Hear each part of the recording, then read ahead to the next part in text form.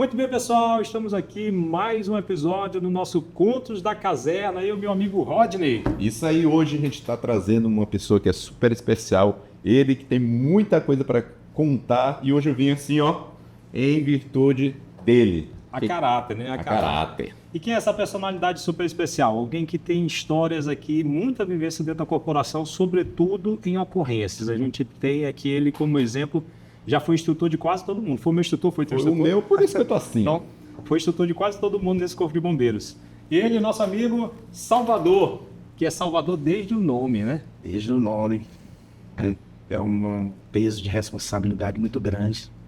Já até tentei mudar uma vez, mas não deixar. Decretos que não podia. Não, cara, já tá consagrado esse nome aqui, né? Salvador. Pois então, meu amigo Salvador, é um prazer imenso ter você aqui conosco, Então, a gente sabe que o Contos da Caserna é para contar histórias, não é verdade, Olha? E ele tem muita bagagem aí para quem conhece aqui dentro da corporação. Histórias. Então, vamos lá. Primeira coisa que pergunta de praxe aqui. Quem é o Salvador pelo próprio Salvador? Salvador, ele é um projeto que tinha de tudo para não dar certo. A minha história, ela começa como uma infância muito conturbada. Eu sou filho de pai e mãe analfabetos. Meu pai, ele é de uma geração de homens, ele era de uma geração de homens que vivia para trabalhar e procriar. Então, meu pai era pai de 52 filhos. Eu sou o 47º filho dele, com a nona mulher das 14 com quem ele conviveu. Rapaz, é menino demais. E meu pai, a minha mãe, foi o jogador que não estava bem, não conseguia chutar uma bola no ângulo certo, não corria, não atacava, como zagueira não estava resolvendo, e meu pai foi lá e sai. Chamou minha madrasta, e minha madrasta entrou no time. E eu vi essa substituição acontecendo. Sabe quando vai passando o jogador que via daquela palminha, né? Só faltou isso na época. Então minha mãe saía de um cenário, a minha madrasta entrou por um cenário. Eu tinha 5 anos de idade quando isso aconteceu. E é aquela coisa que está guardada até hoje.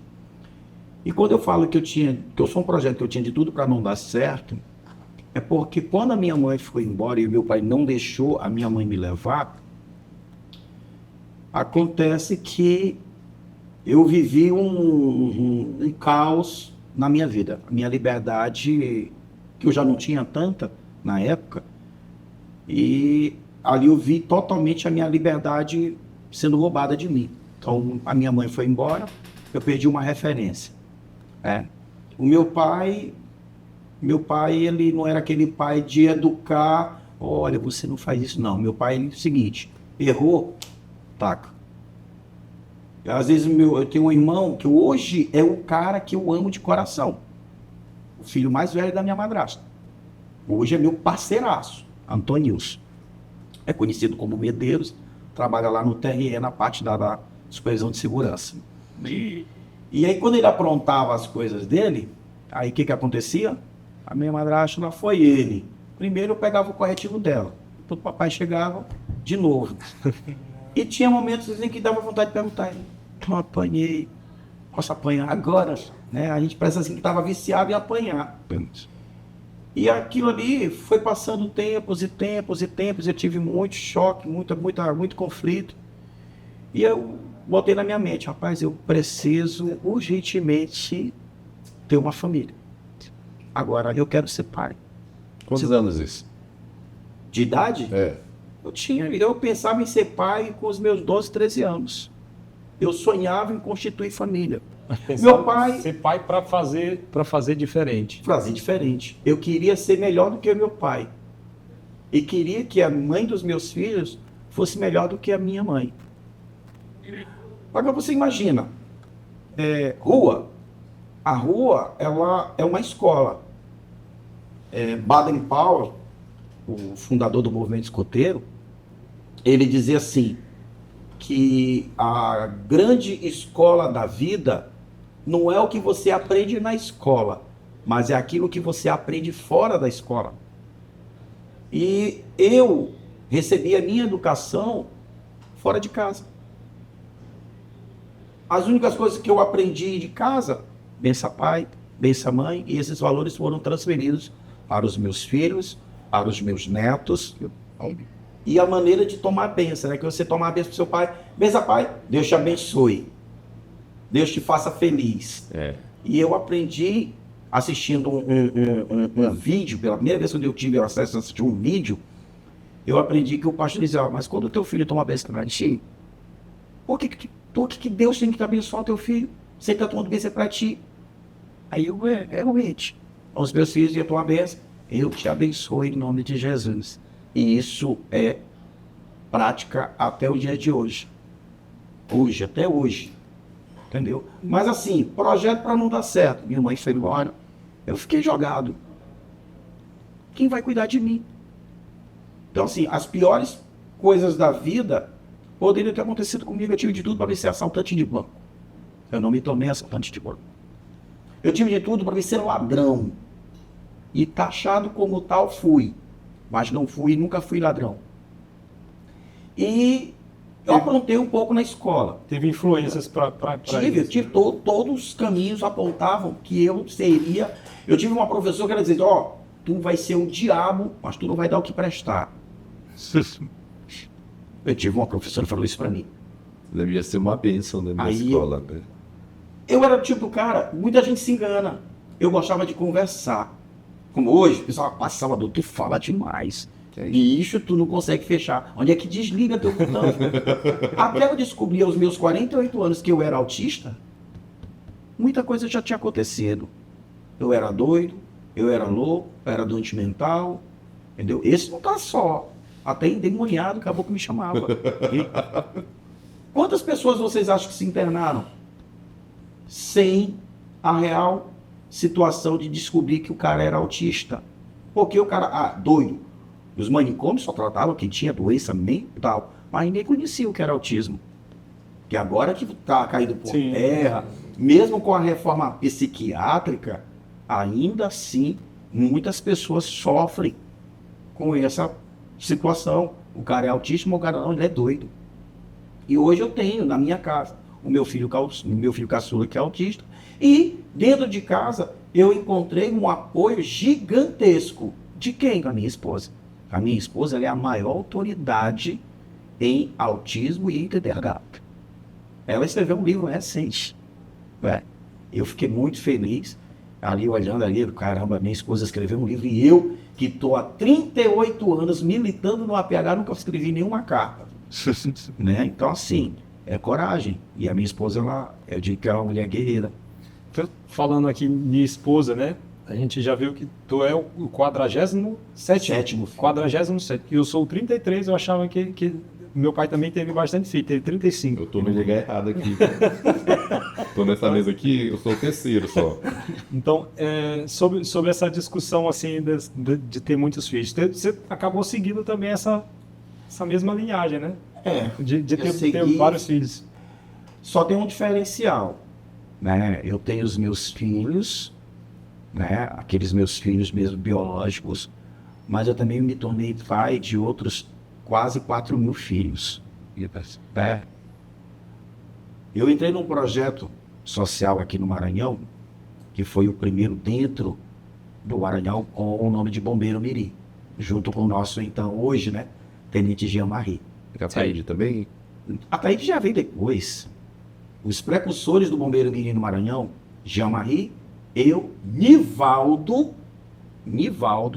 hoje acho que é capitão, deve ser capitão, eu não me recordo bem, capitão Henrique ou J. Henrique, eu não sei o nome de guerra hoje dele. J. Henrique. Então, e o senhor, eu não sei se já é tenente, se ainda é tenente, se já é capitão, é Elias. Nós somos os precursores do Bombeiro Mirim, do primeiro projeto do Bombeiro Mirim. Pra você ter uma ideia, eu me formei, eu entrei na faculdade em 2017 e me formei em 2022. E no meu processo de faculdade, eu fui aluno da filha de Belfort, do subtenente Belfort, a Larissa, preceptora de estágio. Eu fui aluno de um médico que quando ele me olhou fazendo uma prova final, ele me olhou, Celso Henrique Salvador Medeiros, enfim eu te encontrei. Eu sentado aqui do lado, a minha filha, que formou junto comigo em enfermagem, a mesma turma, ela sentada do lado, ela olhava assim para mim, pô, que... Aí eu olhei para ele aqui, de repente vi lá, doutor fulano de tal. Eu disse, se um dia o senhor foi criança, o senhor cresceu. E se eu lhe fiz alguma coisa de errado, para pensar, será que realmente eu estava errado? Ou o senhor que estava no momento errado, na hora errada? Aí ele olhou para mim, tu não lembra de mim? Eu digo, só não lembro não. Ele, rapaz, eu fui teu aluno na segunda turma do Bombeiro Mirim de Gel Maria. Tipo, mas você só é velho, viu? Foi longe. Você é velho. Então, assim, a escola que o projeto Bombeiro Mirim me deu de presente, me deu esses filhos. E eu costumo dizer que de todos os filhos que eu formei no projeto do Gel Marie, que eu fiquei lá de 2007 até 2013, de 97 a 2013, perdão, 97 a 2013, que eu saí na ocasião logo depois da terceira conferência estadual de meio ambiente. Então eu fui aluno de 5 ex-alunos meus, e dentro do hospital, quando eu chegava para estagiar, ela, seu Salvador, você era a figura esperada desse centro cirúrgico. E aí você para pensar e diz assim, os meus filhos nunca me deram trabalho. E quando eu falo dos meus filhos, eu quero também falar desses quase 4 mil filhos. Porque tudo para mim foi projeto. Eu era um cara mau, amado, temido e odiado. Sobre a propositura maquiavélica, né? O Major, diz que é melhor ser Major Nadson. Major Nadson? Exato. Foi meu aluno do Bombeiro Mirim. Muita gente, né? Entendeu? Muita gente aí já passou nessa história. Eu também passei o quê? É porque eu passei em Timon, eu estava no projeto social, né? E esse brilho aí que a gente olha no olhar do Salvador é assim, quem já colheu o fruto que plantou lá atrás. Quando hoje em dia tem redes sociais, as pessoas te marcam, eu queria agradecer meu instrutor, meu segundo pai, pelas broncas, mas que no final ele queria meu bem. Geralmente é isso. Às vezes as crianças, eles não é que nos temem, mas eles precisam de uma pessoa que oriente, porque mesmo com rigor, a gente é o parceiro dele ali, é a pessoa que se espelha. E as crianças amam o instrutor deles, né? E baseado nisso, o que tu tem a dizer sobre os projetos sociais? Qual a importância dele para a sociedade hoje, os projetos sociais do bombeiro? Eu vou usar aqui a palavra do meu pai, certo? A maneira como ele falava. Preparar o homem, preparar a mulher para o futuro. A gente ouve muito aquela propaganda que a criança é o futuro do país, né? É o homem do amanhã. O projeto social, ele tem um caminho muito interessante. E a única diferença desse caminho é quem está nele. E eu falo de quem? Daquela criança, daquele adolescente. Eu sempre falo que um projeto ele tem que ter início, meio, continuidade. O fim é quando aquele indivíduo, aquela pessoa que está envolvida no processo, ele consegue conquistar algo que se iniciou bem aqui. Então, voltando para o Gel Marie, nós não nos preocupávamos em dispensar o aluno. Porque quando eu dispenso um aluno, um menino que faz parte de um projeto com 15, 16 anos, eu estou dispensando um menino e uma menina que está no auge de tudo o que presta e o que não presta. Tem a droga, tem o álcool, tem a prostituição. E se você aproveita aquele menino dentro daquele processo, e detalhe, você não precisa militarizar o moleque. Você não precisa militarizar. Você precisa trabalhar a mente dele. Você sabe o que eu perguntava para os meus alunos? Qual o teu sonho? Qual é o teu sonho? Já sonhou em ser alguma coisa? Em 2013 eu fui para o Equador. Fui fazer o break, quarta turma, quarta geração de break-ups. Em 2016, eu tive a honra de fazer parte da única equipe brasileira, e diga-se de passagem, maranhenses, para compor um time de busca e resgate em solo estrangeiro lá no Equador. E no auge do nosso trabalho, era só corpos, não tinha ninguém com vida. E aí teve um momento que nós fomos fazer um passeio na feira.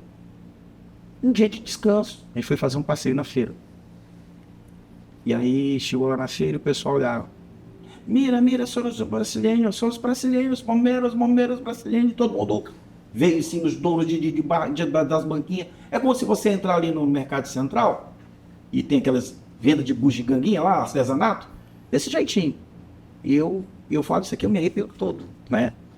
Eu não vou dizer que os cabelos que eu arrepio, mas a careca tá toda arrepiada. E aí ela vira para mim, uma moça virou para mim, um regalo, é tuyo. Presente. Aí eu fiquei do meu Deus. Aí ele chamou eu, o Arlandex, a Capitão Jusmeire, Francis, hoje, né, os coronéis Abner, né, Coronel Lima. E aí, pega um. Aí o pessoal, não, aí digo. Aí eu virei, senhores, vocês me permitem? E eu já tinha olhado. Um único presente. Aí ele, solo uno, todos nós outros. Aí ele, sim. Aí eu peguei um chaveirinho de uma sandalinha. Uhum. Aí a dona da banquinha olhou para mim e perguntou, por que este? Aí digo, olha, essa sandália, aí o Brian estava conosco, né? Isso eu tenho. E o Brian, ele falava assim, quando tinha hora que não dava para interagir, ele era o nosso intérprete instantâneo. Sim. Aí o Brian foi falar para ela, eu digo, olha, essa sandália, ela representa cada homem, cada mulher, cada criança, que nós podemos recuperar e devolver para as famílias. Aí disse, caramba, eu tenho até hoje guardado lá em casa. Eu nunca botei num carro, não, tá guardadinho. Eu abro a minha mala de brevê e eu saio procurando, que eu quero colocar um uniforme na hora. E aí eu fico, caramba, tá aqui. Uma vez ela sumiu, foi minha neta que pegou. Eu fiz a minha neta botar de volta no lugar. Não, porque eu quero levar aqui. Não, essa não, te dou qualquer outra coisa daqui. Falar nessa mala de brevê, ele pega. Tem brevê, né? Tem muito. Fora os que eu compro para colecionar. Fala um pouquinho sobre a história do início da carreira. Como chegou Decidi ser bombeiro. nisso? Foi lá. Foi uma necessidade da qual eu vinha de um serviço de rua. Quando saí das Forças Armadas do Exército específico, eu não consegui emprego. E aí eu ia vigiar carro, lavar carro, como flanelinha, e arrumei um emprego fazendo limpeza no supermercado lá na Forquilha. Supermercado Asa, que era o supermercado Asa com Z. E o dono do supermercado, ele se tornou um amigão meu. O momento mais difícil da minha vida, da minha saída do exército, eu não tinha onde morar. Eu fui morar no mato. Ele foi lá, me resgatou do mato e me levou para morar com ele. Quando abriram as inscrições para o bombeiro, em 94, era o senhor primeiro tenente Lauro. Hoje, coronel Lauro da Reserva. Abriu as inscrições, que eu olhei o edital, segundo grau completo. Não tinha segundo grau. Com 2 semanas de inscrições abertas, não tinha 100 inscritos. Não tinha 100 inscritos. Ele não dá para mim. E o dono pergunta, rapaz, diz que não tem segundo grau, homem. Ele vai te comprar. Eu digo, não tenho. Comprar para quê? Não tenho, não. Praticamente E aí, passou. Aí, no outro dia, ele veio alegre, passou um final de semana, tal. Segunda-feira, esse caboclo chegou. Cego, rapaz, cego, você estava lá atrás. fazendo faxina lá no quintal. Entendeu o que foi? Abriu aqui, ó, novo edital, 1º grau. Aí eu pensei 2 vezes. Mas eu, tô lisinho, pensei, cara, bora, rapaz, bora lá, vem comigo. Fui lá, pagou minha inscrição, fiz a inscrição. A prova era daqui a 5 dias. Ele, vai para casa, te vira. O que tu tem para estudar? Eu digo, não, eu tenho meus livros. E na época, OSPB, Geografia, Matemática, História e Geografia do Maranhão, inclusive do Brasil. E eu sentei a cadeira lá na cadeira, lá no casarão, que hoje é a Cefor, Carro Forte, ali no Alteiro da Cruz. Sim. Meu pai era caseiro, tomava de conta, era a casa de um juiz que depois foi aprovado, desembargador, já falecido, né? Saudoso Arnaldo Miguel Campos. E ele chegou lá na casa dele, eu estava no casarão. Ai, mesa bonita, ele, calma, você está fazendo algo que eu amo, você está estudando, pode ficar tranquilo. Aí eu sentado com o pé, da água numa bacia, botava gelo, garrafa de café de um lado. Pra não sentir o som. E olha, eu virei 5 dias estudando. Fui fazer a prova. A prova ela estava tão difícil, mas tão difícil, que tinha uma pergunta na prova de geografia. Uma prova lá. Olha lá. Quais as cores nacionais? Alternativa A, Ailton. E eu na minha mente, verde, amarelo, azul e branco. E na hora as cores nacionais, verde e amarelo. O nível da prova, né? Quem descobriu o Brasil? Eu digo, meu Deus do céu, não acredito. Eu não tô, parece assim hilário, né? Mas não era questão da prova na época. E eu arrochando e tal. Aí, por exemplo, na minha época de exército, a metade da minha companhia pode dizer que entrou no Bombeiro em 94. E eu era fraco em matemática. Fraco. Aí teve um colega que sentou, pegou uma tangente, e ele já sabia o que ele fazia na prova dele. Ele marcava com lápis. Riscava. E batalha, eu ficava aqui, eu era fraco, e ele olhava, eu só. Depois só ia ajeitar bonitinho, fazer a prova. Aí no outro dia, 2 dias depois, saiu o resultado. Aí eu cheguei, senhor Coronel Durães, tá. Só vou ler o nome dos reprovados. E aí, tome A, B, B, C, C, A, C, E, aí C, R, Célio, não sei das quantas aí, Daniel, eu passei. Eu passei. Aí eu olhei para o lado, tem hoje Subtenente Jesus, que está na inteligência, né? Que é pastor agora. Cláudio Jesus São Silveira, meu colega desde jardim de infância. Desconfia. A carga que ele tem que trazer para o bombeiro. Né? Aí Jesus me olhou, passou. E foi meu colega de jardim, foi meu colega de escola primária. Se separamos na época do secundarista e veio nos encontrar no exército e agora no bombeiro. Eu digo, cara, tu me perturba muito. E aí a gente entrou junto no bombeiro em 94. Vamos fazer os exames. Aí, tinha que trazer o exame hoje, saiu hoje o resultado. Em 3 dias eu tinha que já estar com os exames na mão. Meu Deus, como que eu vou conseguir isso? E mais uma vez, o meu amigão, o padrinho, chegou lá de Salvador, bora aqui. Ele já me chamava de Salvador. Eu digo, vambora, que era o nome de guerra de exército. Aí chegava lá e foi na UDI, conversou com o cara lá, o dono lá, o gerente lá da UDI, que era o polo da aula grande. Falei, cara, eu pago com meu plano de saúde, mas eu quero o nome dele. O cara, não, beleza, bora. Show! Eu fiz os exames tudinho. Exame que eu cheguei no estudo de sacola de exame da UDI, que o UDI era show. No meu sonho, eu dizia assim, que o meu sonho era fazer uma cirurgia na UDI. Acabou que eu fiz cirurgia na UDI. Assim, tudo isso louco, né? Aí eu, caramba, velho, cheguei lá na rua, vambora. E aí cheguei com os exames, e eu tava com uma esmola, danado. Aí, finado Coronel Felipe. Vou tirar a roupa, tal, fileirada aí. Só! Vira de costa. Quando eu virei de costa ali,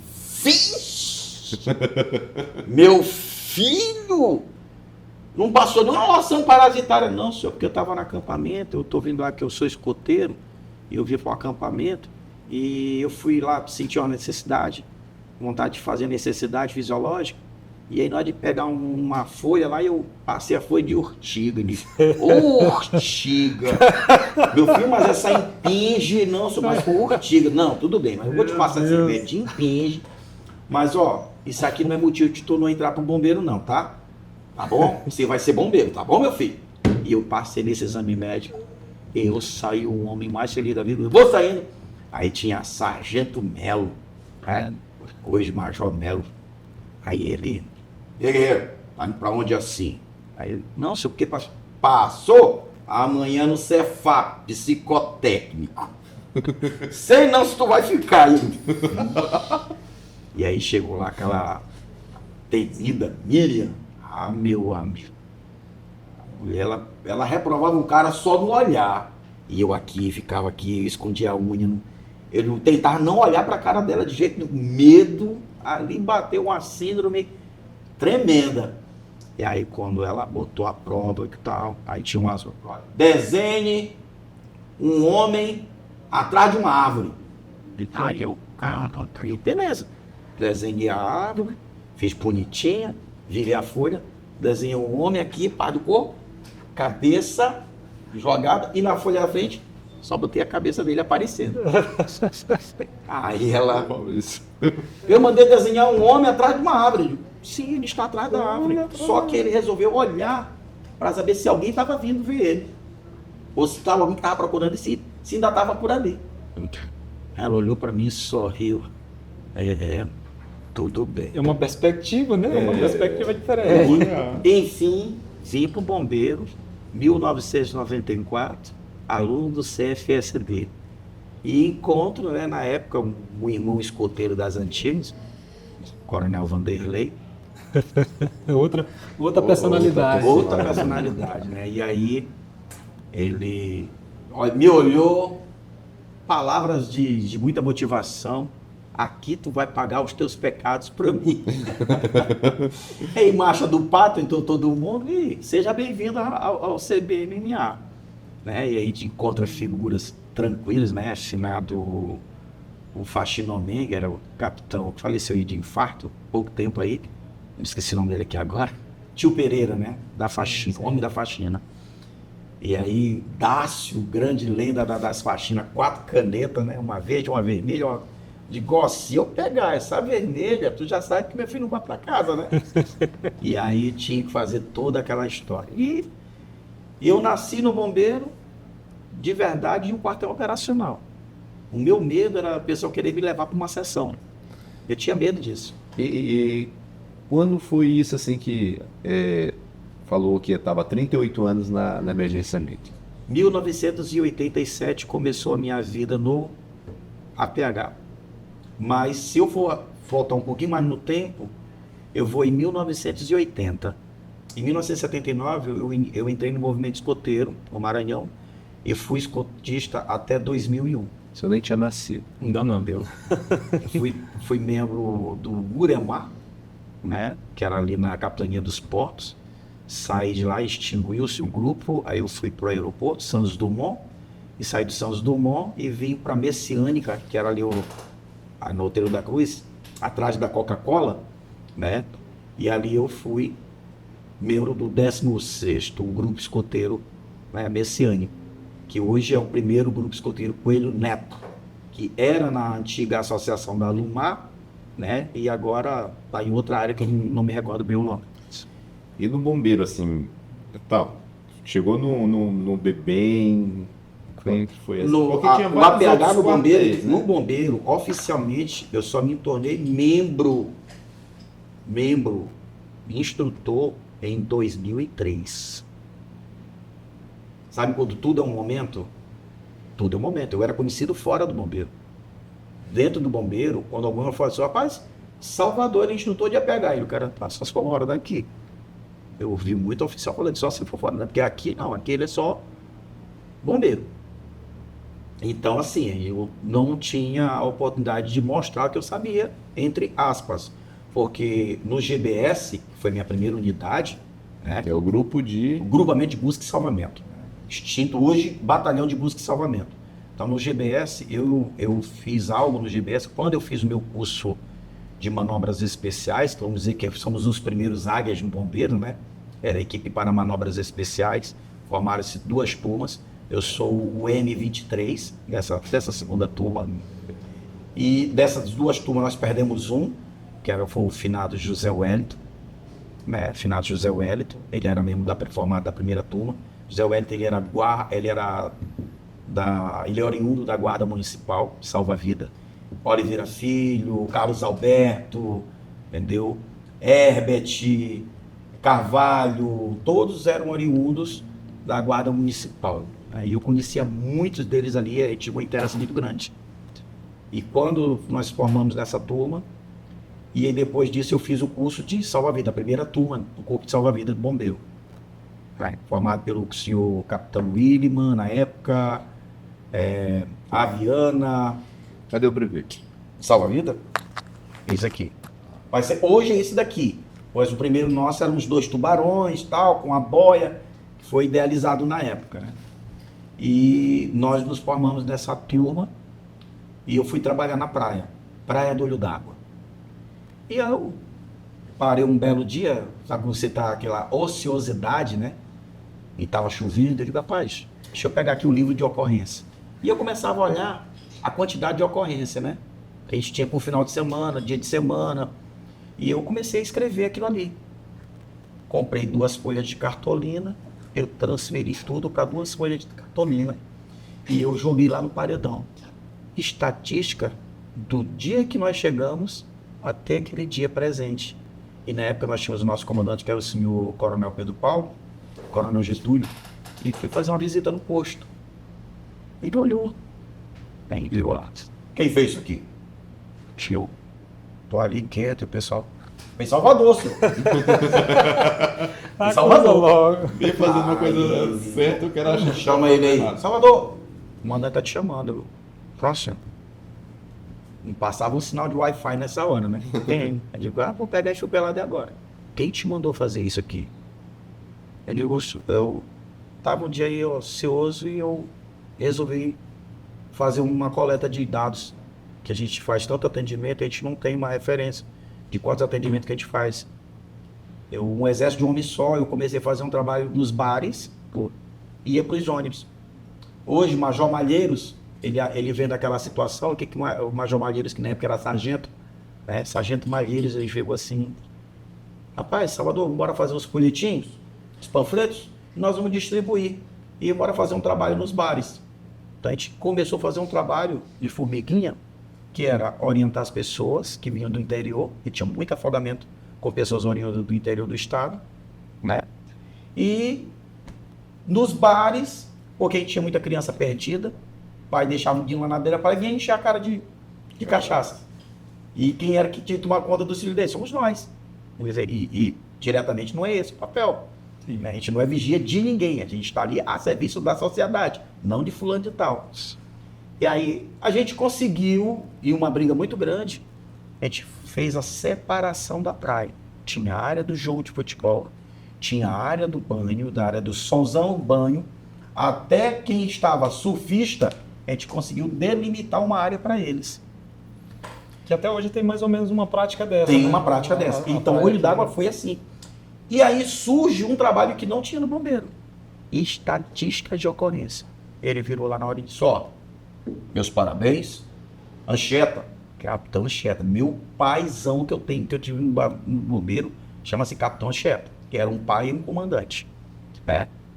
Ele, Anchieta, todo mês eu quero a estatística. Senhores comandantes, aí estavam os comandantes do primeiro, que era só GBS, primeiro e segundo, que era aqui onde funcionou o Almoxarifado Central, né? Dia tu não sentiu umas pontadas, assim, não, assim, que todo mundo deve ter boneco de voodoo, com certeza. Serviço para então, todo mundo. O que a gente tem hoje de estatística surgiu dessa ociosidade bem aí. Sim. Isso é história, né? Eu digo assim, isso é história de bombeiro, né? E aí o cara, poxa, Salvador, só teve um bombeiro para Salvador, quem caça serviço é trabalhador. Meu pai fala a mesma coisa. Por isso que eu tive que fazer alguma coisa. E hoje temos estatística. Hoje você sabe quantas ocorrências você atende. né? Isso direto, na verdade, a quinta seção, né, que é a seção da comunicação, ela utiliza essas informações até como Estatísticas, meio, né? de prevenção, de... Eu tenho uma coisa muito interessante que eu gosto muito de falar nos dias de hoje, mas algo que eu via muito isso muitos anos atrás. Pensar fora da bolha. Pensar fora da caixa. Eu tenho um problema comigo, né, que é essa condição neuroatípica hoje, o autismo e o TDAH. Às vezes eu falo muito o que me vem na boca. Eu falo Te trouxe muito problema? demais. E eu tive que me educar. Sabe, você precisa pegar porrada para você aprender. Faz hoje algum tipo de terapia, tratamento, alguma coisa desse tipo? Se eu disser para o senhor que de todos os tipos de transtorno que eu já passei, eu nunca sentei no divã de um psicanalista e nunca sentei na frente de um psicólogo. Você sabe quem foi meu maior psicólogo de anos atrás? Garrafa de burro preto, né? Os conhaques São João da Barra, a garrafa de 51. Eram as minhas terapias favoritas Usou na época. bastante. Demais. Mas hoje não se consulta mais com esses aí? Não, porque um belo dia eu fui para uma palestra, o bombeiro me mandou para uma palestra num jardim. E eu tô lá, olha o bombeiro e tal, e meninada brilhava. Eu já tinha meu material próprio. Eu sempre gostei de comprar meus materiais. Eu me lembro que Salvador dizia que o sonho dele era ter um ABT. Não, o sonho Ainda ainda não morreu, não. Ainda tem essa vantagem. Tem muita. Ter toda a estrutura. Eu tenho vontade de montar o meu corpo de bombeiro voluntário. Porque voluntário, no Brasil, você não encontra. Só na região Nordeste, sabe onde é que você encontra os verdadeiros voluntários? Ceará. Eu tenho um grande amigo meu, se ele estiver acompanhando esse podcast, ele vai ficar assim muito feliz da vida, porque é um cara que eu tenho o prazer de falar dele. Alex Almeida. É do Ceará, lá de Fortaleza. O Alex, ele tem uma empresa de formação de bombeiro civil e a empresa dele também presta serviços. A empresa dele é a única empresa no Ceará que desenvolve um trabalho no autódromo de Fortaleza. Esse cara, a gente se conheceu em Aracaju, fazendo um break com os americanos, com uma turma da Força Nacional, que o nosso Major Alessio era um dos membros da Força, e ele era capitão na época. Entendeu? E esse cara, ele colou comigo, e eu digo assim, quando você bate bacana com a pessoa, e ele, macho, cola comigo, e eu, colei com ele. E a minha ida para esse curso foi até uma história interessante, né? Que ele chegou e disse, macho, bora aqui. Então, eu fui a ala dele, na equipe, a equipe dele levou 5 colegas na época, ele era o 6º. E ele chega lá na Aracaju com uma X-Terra equipada do topo, lá de cima do teto, só faltou ter equipamento abaixo dela. O pessoal da Força se impressionaram com a quantidade de material que ele tinha. Ele tinha sonar para busca em estruturas. Ele foi a equipe dele, quando desabou aquele prédio lá em Fortaleza, o André, acho que era André o nome do prédio, que desabou, que o cara fez lá o problema lá nas colunas e perdeu a sustentação e o prédio desabou. Que ficaram, parece que 6 vítimas sob telhado. A equipe dele foi a primeira a chegar no local. E como ele tinha uma amizade com o 01 do Bombeiro de Fortaleza, lá do Ceará, ele conseguiu colocar os membros dele na equipe oficial de busca. Na equipe oficial de busca, com os dos sonar. Tinha os bombeiros militares e a equipe dele para operar o sonar. Então, assim, eu tenho um leque gigantesco de amizade aqui no Brasil, fora do Brasil. Eu fui indicado para ser instrutor da OBA, da Organização de Bombeiros Latino-Americanos, e eu ficava aqui, eu digo, meu Deus, cara, eu nunca imaginava que um dia eu vinha dar aula na OBA. E eu amei isso. Às vezes eu vou entrar aqui em uma seara que às vezes nós militares a gente acha que a gente é o bambambam da história, né? Sim. Com muito tempo assim a gente percebia isso, assim, que chegou, não, a gente é dono da verdade absoluta, só que a gente passou um tempo sem se reciclar, né? A gente tá avaliando na idade da pedra, enquanto que o civil tava ali correndo, tava voando e a gente ainda correndo Anos descalço, né? E por muito tempo falou essa situação que foi colocado lá, quer dizer, ele tinha um sonar, às vezes, de se brincar, o Estado ele não tinha esse sonar naquele momento para utilizar, O bombeiro lá não tinha. né? Então, eu vejo isso que essas situações foram muito esclarecedoras assim para hoje o bombeiro estar onde está. Eu acredito que, assim como o senhor que foi buscar fora, eu acho que eu vejo muitos brevês, mas eu também vejo muitas instituições civis onde a aplicação de novas tecnologias foi beber nessa fonte. Fala um pouquinho sobre essa busca de fazer essa busca de conhecimento fora do bombeiro, e você foi assim, uma pessoa primordial para trazer esse conhecimento de APH para dentro do bombeiro também e criar essa discussão. Eu recebi um convite. Mas assim, nasceu de uma seguinte situação. O primeiro conjunto de aproximação do bombeiro eu ganhei em Brasília em 2014, quando eu estava fazendo o CESU APH, que dava a titulação de instrutor. Saí daqui com Cristina para fazer, em 2014, 2 cursos em Brasília. O APH básico, porque a gente só podia fazer o CESU APH se tivesse o básico. Era obrigatório. Saí daqui para lá. E conversando lá com um dos meus instrutores, ele virou para mim: cara, vocês lá têm todos os equipamentos de vocês, né? Vocês têm um conjunto completo? Eu digo, conjunto de quê? A roupa de combate e tal. Não sei. Não tem. Que hoje é uma praxe, todo mundo Hoje tem acesso, né? Mas nessa época hoje aí tem, não mas tinha. nessa época pegava a caatinga do colega ali. Eu, na verdade, vim de lá trazendo uma japona de um sargento e a calça de um tenente. E o capacete eu ganhei lá no Equador. Ganhei, na verdade, não, foi troca. Peguei meu capacete de salvamento, todo lotadinho, bonitinho, eu sempre gosto de fazer. E o cara olhou: quer cambiar? Quer trocar? Nossa. Que eu falava lá, eu saía gritando lá na academia: quero um casco amarillo de rescate! Quero um casco amarillo de rescate! Regalo, hein? Regalo! E eu saía gritando, e o pessoal: esse cara é doido. O Coronel Roberto foi meu colega de curso. Sim. Foi meu colega de BEC. E todo dia eu saía fazendo isso. Aí o instrutor Torres, capitão hoje, ele virou pra mim. Ele: venha. Aí eu: pronto, vou pagar. Ele é um cara de ferro. O cara aí lá, o bicho olhava com cara de mal mesmo, né? Ele: não conhece? Não conheço o senhor, não. Como se chama? Salvador. Salvador. Salvador, queres cambiar? Ele: casco. Tu. E ele botou o capacete na minha frente, um Bullard. Eu nunca tinha olhado um capacete Bullard na minha frente. Cara, não é o tradicional americano. Eu deixei de comprar um lá por $150 na época, porque eu não tinha dinheiro, não tirar dinheiro mais. E eu: caramba, velho. Ele: sim.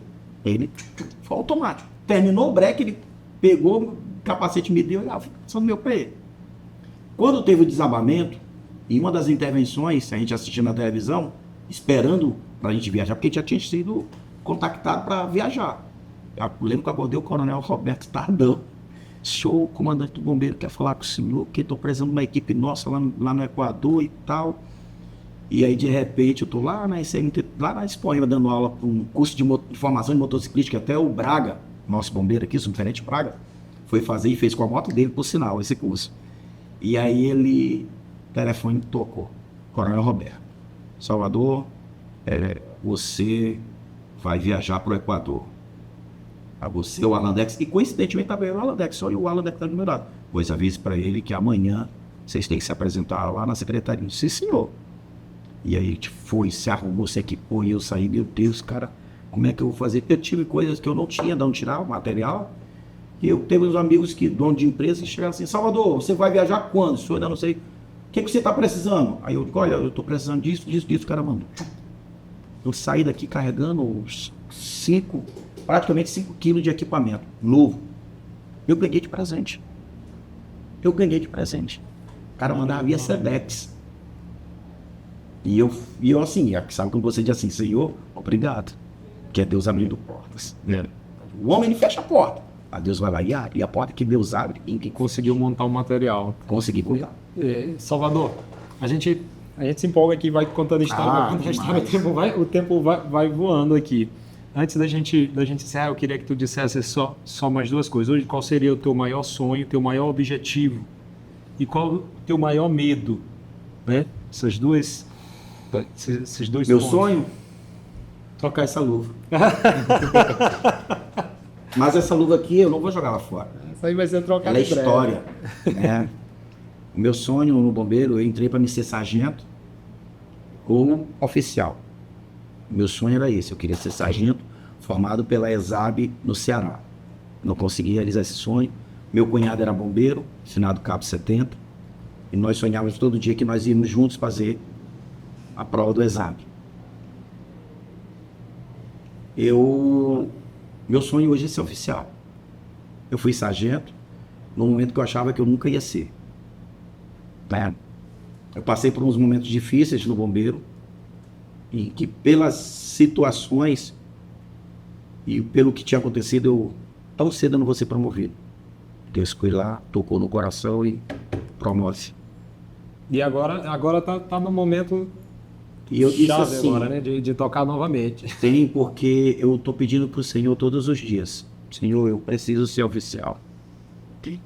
É o meu sonho, é o meu objetivo. Maravilha. Aqui na corporação é. Fora daqui eu quero ser médico. Vai ser, meu irmão. Eu ainda não realizei o meu sonho. Quando eu perdi a minha filha nos meus braços, e quando eu depositei ela na urna, eu não falei para ela, porque morto não ouve, morto não fala. Mas eu falei para o Senhor, Senhor, eu não vou desistir. Eu vou estudar mais. Eu quero salvar mais. Eu quero aprender mais. Eu quero chegar no topo do Everest. Só que quando eu falo do topo do Everest, não é que eu quero escalar o Everest. Eu quero chegar no auge da minha vida, como médico. Eu quero ser médico. E eu vou ser médico, em nome de Jesus. Amém. Entendeu? Meu medo? Me aposentar. Eu não sonhei, eu nunca me preparei para me aposentar no bombeiro. Eu queria fechar a minha vida no bombeiro, embora sabendo que eu vou ter que ir para casa um dia, mas eu queria formar uma turma de instrutores no bombeiro. A gente tem referências do combate a incêndio. O 2º Batalhão é uma das maiores referências hoje. E eu amo o que o 2º faz, a forma como o 2º ele atua nos cenários. É o batalhão que os caras têm um feedback antes de embarcar, embarcaram, desembarcaram. Os caras sabem o que vão fazer. E eu tive a oportunidade de 2 vezes falar isso para o nosso 02, Coronel Francisco. Eu amo a requalificação que existe no combate a incêndio. Mas eu ia amar muito mais se nós tivéssemos essa mesma requalificação do APH. Nós precisamos evoluir no APH. Nós precisamos crescer no APH. A emergência médica, e eu vim com esse uniforme, porque nessa cor aqui desse uniforme tem toda a nossa história. O BBEM, né? Hoje, o Batalhão de Bombeiros de Emergência Médica. Nós temos uma tradição. Então, a cor do nosso uniforme, se eu tivesse dizer hoje assim para o meu comandante, não muda a cor do nosso uniforme. A gente não tem raiva do laranja. Eu nasci com laranja. Eu sou um homem de salvamento. Mas no azul, eu descobri algo muito maior. O poder de muitas vezes ter trazido da morte alguém para a vida. Eu carrego um número na minha vida. 11. 11 foi o número de pessoas que morreram nas minhas mãos. 01 tinha 16 anos quando morreu atropelada. 02 foi minha própria filha. 11, a nona, na verdade, foi uma senhorinha que faleceu com 78 anos, gaspeando. E eu não desisti dela até o último instante, até quando chegou a equipe avançada do SAMU. Foi algo que foi perturbador, me rendeu uma parada com remédios, mas eu tive que lutar todos os dias contra aquilo ali. E até quando eu ouvi a palavra hora do óbito, aquilo ali foi que me matou. O homem, ele age por instinto.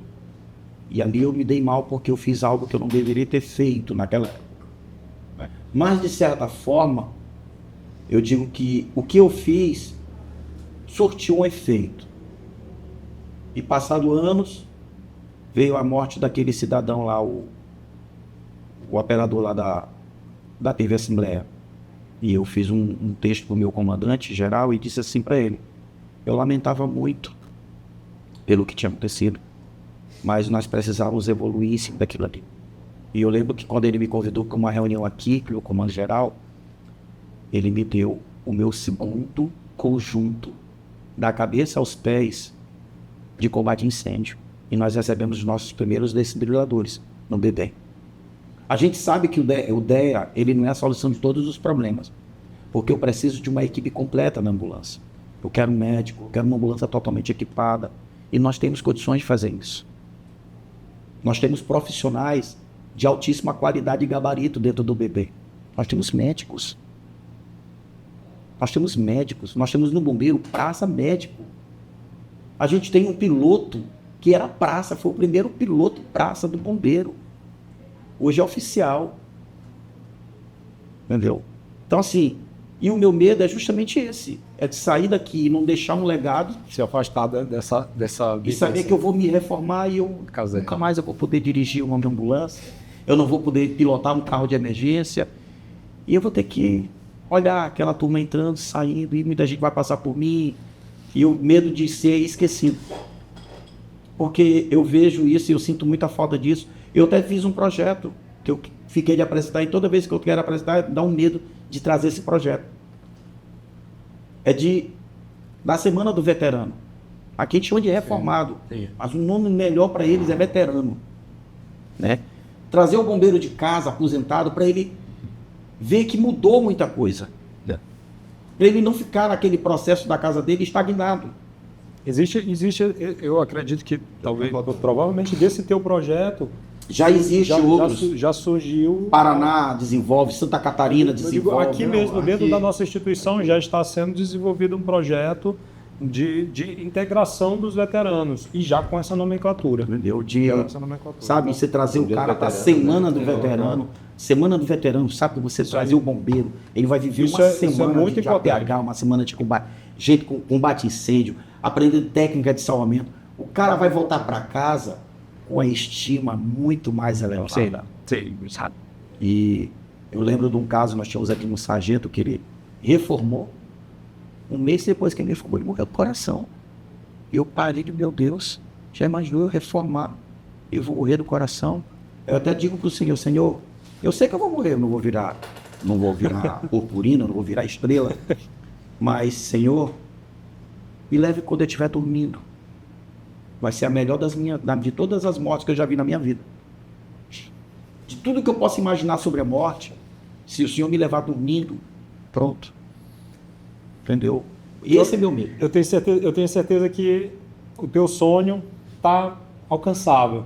E essa transição para o alcance do teu sonho pode ser justamente um caminho que vai te manter em atividade naquilo que você faz de melhor. É buscar salvar pessoas, fazer atividades que beneficiam pessoas de modo geral. Então, eu tenho certeza que esse sonho é o caminho certo para você realizá-lo e você conseguir manter viva essa esperança de que seu medo não lhe afete. Eu né? sempre falo que Teu medo... no bombeiro só existe 2 homens mais antigos do que a minha geração. Só o Coronel Francisco, que é 92, Sim. o Coronel Roberto, que é 88. Tá? Eu não conheço outros oficiais tão antigos, né? De tempo, né? De tempo. Exato. E todos os oficiais que eu vejo hoje, os coronéis, tenentes coronéis, né? Principalmente a turma pioneira, e eu lembro cada um, como eles chegaram aqui. Cada um. Eu trabalhei com N aspirantes. Tem um aspirante, eu tenho tenente coronel hoje aqui, que é meu amigo de infância. Né? Eu tenho o prazer de falar aqui o nome dele, que é o Coronel Sebastiani. A mãe dele foi minha professora. Lá da Coab Quadra, que basicamente eu acho que foi uma... E aí muita tem uma gente de lá amizade muito grande, né? Por exemplo, o Coronel Andrade. O Coronel Andrade foi um mentor que eu tive dentro do bombeiro, Que também é que abriu os meus olhos um pra- especialista no APH. no APH e mais um especialista com situações de emergências e desastres. Foi através dele não, mas das palavras deles que me motivaram a fazer duas coisas. Buscar conhecimento fora, e a minha experiência de conhecimento fora foi quando eu fui fazer o SCI lá em Santa Catarina, Sim. pela Universidade Federal de lá, né? Sistema de comando de incidentes. Fiz, aí ganhei minhas passagens de volta. E hoje eu corro atrás para fazer muita coisa fora. E família, o meu filho ele via assim, pai, o senhor é um homem que o senhor é conhecido em todo o estado brasileiro, o senhor é conhecido fora do Brasil. Eu acho que está na hora de eu começar a trabalhar para o senhor. Ele, meu filho, vai lá e criou uma empresa. Ele abriu uma empresa. Hoje a gente tem um negócio em família. Então, Sim. ele é o dono da empresa. Mas ele diz assim, pai, o meu nome está na empresa. Mas é o senhor que é o gestor da empresa. É a frente, né? Então, assim, e a gente está aqui correndo atrás. A gente não trabalha no segmento de formação de bombeiro civil, até porque eu sou instrutor credenciado pelo DAT através de uma empresa, né, que é a Esparta. Sim. E a Esparta ela abriu portas para mim no momento que foi de um momento ímpar.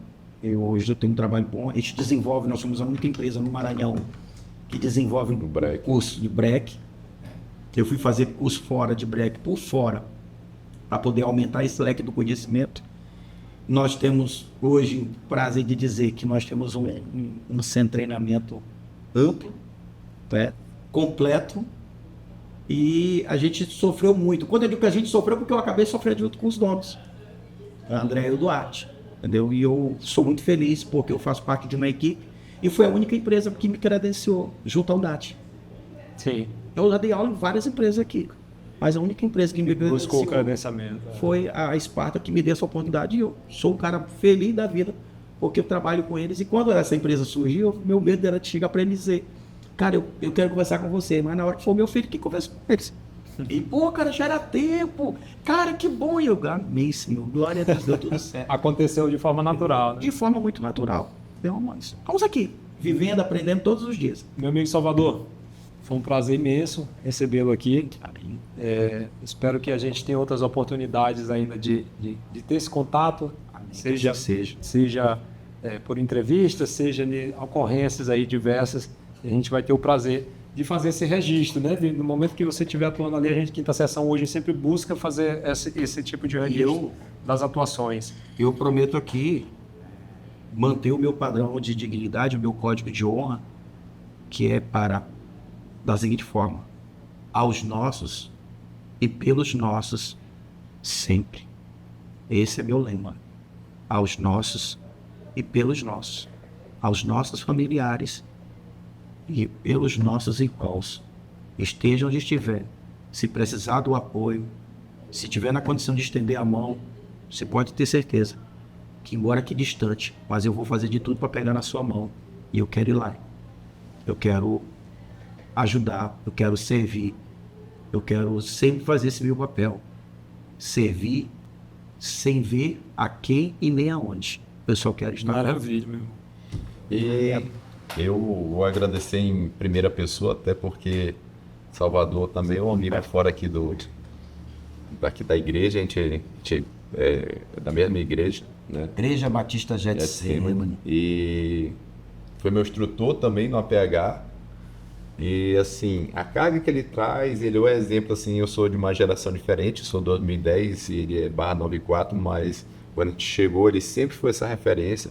E eu quero te dizer, meu amigo, que você continua assim. Eu acho que você é um daqueles ícones do Corpo de Bombeiros, onde você sim pode ter certeza que você faz a diferença onde você está. Eu vou encerrar minha fala por último agora falando da seguinte coisa. Arlandex, Cristina, Renato Mendes, que é novo, Wellington Mark Pontes, carinhosamente conhecido como Belisca Lua, Major Bruno, Tenente Manuel, mas eu vou buscar mais um pouquinho, Nosley, Cleiton, Capitão Ribamar, Santos, né, conhecida como nós carinhosamente como Zizi, Capitão Trindade.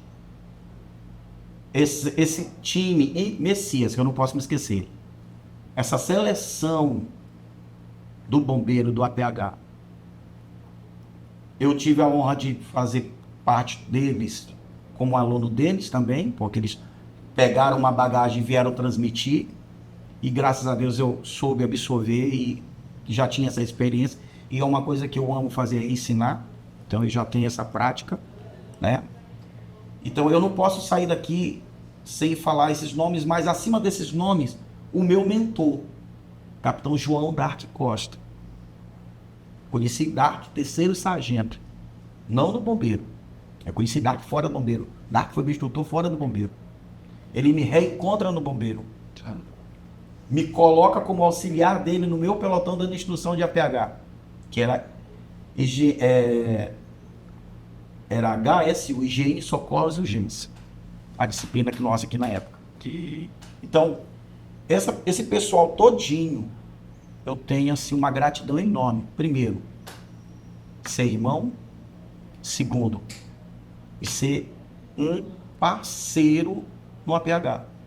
Então, são essas pessoas que eu quero deixar o nome vivo e muito bem registrados aqui. Pessoas que eu tenho o privilégio de dizer que eu tenho os meus melhores irmãos e instrutores de APH, que o Corpo de Bombeiros já trabalhou. Então, ainda temos aí nessa briga diária, o Renato, eu, o Arlandex, a Cristina, entendeu? Passa a Magazé. Se mantém ali. E a gente se mantém ainda unido. Minha atividade. O Major Bruno, que é um entusiasta, Sim. né? A gente chama ele de Vini Coach, né? Cara que chega. Um dos discursos muito. E assim, vale a bem pena. preparado. E eu me sinto muito honrado quando eu recebo uma ligação dele. Salvador, tem uma formação de APH. Tem interesse? Não, chefe, onde é? Eu não digo assim, se eu vou pensar, eu digo, na hora, eu tô aqui. Então, onde precisar, eu disse isso uma vez pro Coronel Roberto, Coronel, onde um quartel estiver precisando, Capacitação. pode me levar que eu vou. Então é isso, pessoal. Foi um prazer enorme ter o Salvador aqui conosco. E muito em breve a gente se encontra para mais um episódio aí do Contos da Caserna. E até a próxima. Valeu.